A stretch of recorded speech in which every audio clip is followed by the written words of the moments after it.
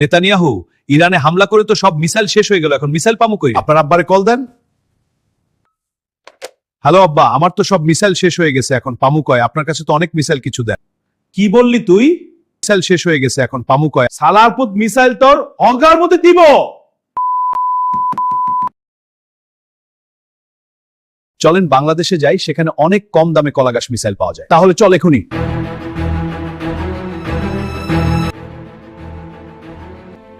স্বাগতম প্রধানমন্ত্রী। ইউনুস সাহেব, কিম জং উন আমাকে মিসাইল দিচ্ছে না। শুনেছি আপনাদের কাছে উন্নত মিসাইল আছে, তাই আমরা সেগুলো অনেক মূল্য দিয়ে কিনতে চাই। আপনাদের কাছে কি ধরনের মিসাইল আছে? আমাদের কাছে টাইগার 300 মিসাইল আছে, যার রেঞ্জ হতে পারে 120 কিলোমিটার, যেটি প্রতি ঘন্টায় 80 থেকে 90 কিলোমিটার তার গতিবেগ নিয়ে 30 কিলোমিটার উচ্চতায় উঠতে পারে। তাহলে চলুন আমাদের সামরিক ঘাঁটিতে যাই মিসাইল পরিদর্শন করতে। ঠিক আছে, চলুন।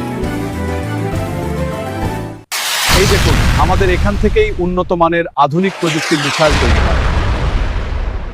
আচ্ছা আচ্ছা, ঠিক আছে, কালকে 5 ভ্যান পাঠিয়ে দিন। কালকেই 5 ভ্যান পাঠিয়ে দিন, 10,000 টাকা দিব। আর 5,000 টাকা ধরে দিন, এটা উন্নত মানের মিসাইল টাইগার 300 খুব ভালো কাজ করবে। আচ্ছা আচ্ছা, ঠিক আছে, কালকে 5 ভ্যান পাঠিয়ে দিন। উন্নত বিশ্বের মতো ভালো মিসাইল সিস্টেম না থাকলেও বাংলাদেশের কাছে রয়েছে টাইগার 300 মিসাইল সিস্টেম, যার রেঞ্জ হতে পারে 120 কিলোমিটার, যেটি প্রতি ঘন্টায় 70 থেকে 75 কিলোমিটার গতিবেগ নিয়ে উঠতে পারে এবং 30 কিলোমিটার উপর দিয়ে লক্ষ্যবস্তুতে আঘাত হানতে সক্ষম। কিরে, এতক্ষণ লাগছে কেন বাংলাদেশ থেকে মিসাইল আসতে? হ্যাঁ, ওরা আবার মিসাইল চুরি করে নিতে পারে। হ্যাঁ, এটা একটা বড় ঝুঁকি।